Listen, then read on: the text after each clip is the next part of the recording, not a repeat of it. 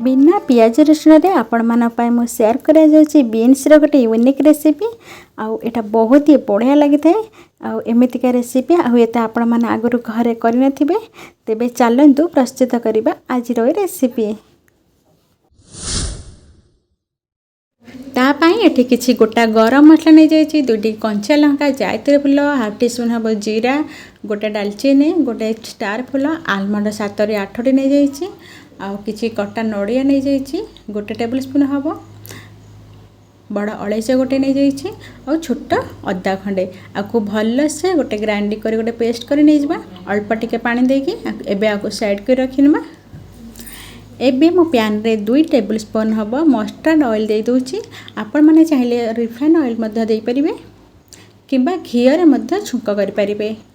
एबे मो सेथिरे बीन्स काटी रखि थेबा बीन्स आलू को भल्ला से भाजी के नहीं जाउची आपको 7 मिनट 7 ରୁ 8 मिनट हबा भल्ला से आपको पूरा भाजी देबा टिके लो मीडियम फ्लेम रे रखिकी एमती घोरेइकी टिके भाजी देबा परिबाटा बढ़िया से सिझी जिवो बीन्स आ आलू आधे भाजिया समय ही सिझी जिवो बहुत ही कम समय रे ए रेसिपीटा होता है।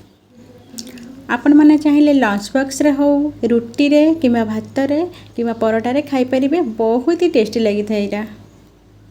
देखंतु एबे हमर बीन्स आलू भाजी हो गलानी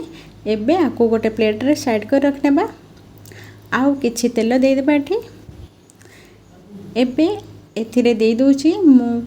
हाफ टी स्पून हब जीरा दे दोची आ बाटी की रखी थिबा मसालाटा एबे दे दोची मसालाटा को बढ़िया से आपण माने कसिबे भल्ला से कसिबे। एबे मो स्वाद अनुसार लूण दे दोची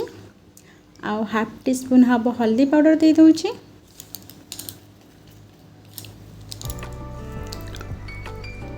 आलमंड फ्लेवर आते बढ़िया आसी थाए आ मो दुईटी कंचा लंका आगुरु बाटी थी से एठी हाफ टी स्पून हब काश्मीरी चिली पाउडर देछि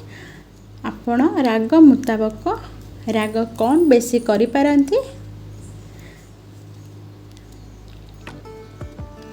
एबे आपण मानकर मसाला देखंतु पूरा बढ़िया से कसी हे गलानी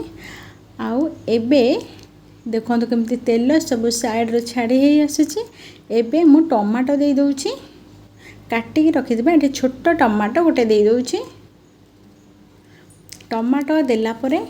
एठी टिके लो मीडियम फ्लेम रे आपको टिके घोरे दोची ता द्वारा टमाटो पूरा सॉफ्ट हो जिवो आ मसाला रे बढ़िया से मिसी जिवो आउ किछि भी मसला मैं एठी यूज करनी ना धनिया पाउडर ना जीरा पाउडर ना मीट मसला ना करी पाउडर किछि भी मसला यूज करनी एही गोटा गरम मसला जति बटा हैतला सेही ही आपण मानकर एही तरकारीटा बहुत ही टेस्टी लागिवो निहाती घरे एमतीका रेसिपी ट्राए करंतु आउ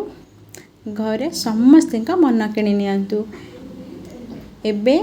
मु आपण माने जदि झोल रखिबे टिके अधिका पानी दे परिबे किंबा जदि टिके ग्रेवी टाइप रो कसा टाइप रो करिवे अल्प हाफ ग्लास आबो पानी दे देबे आपण माने रुटी किंबा परोटा रे खाई परिबे। एबे मु आकु कसा टाइप रो रखिबी सेति पय मु एठी हाफ ग्लास सब पानी देछि आउ आलू छुईटा बढ़िया से सिझी जाइछि सेति पय मु अधिका पानी दउनी एतिके पानी रे ही हे जिवो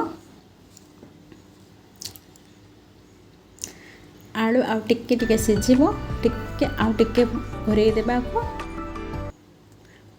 एबे आपण मानकर रेडी हे गलानी बीन्स आलू रो ए नुवा रेसिपी आज रेसिपी आपण मानक किपरि लागिला मते कमेंट रे निश्चिंत शेयर करिवे आउ नुआ नुआ वीडियो सब देखिया पई सब्सक्राइब करी पाखरे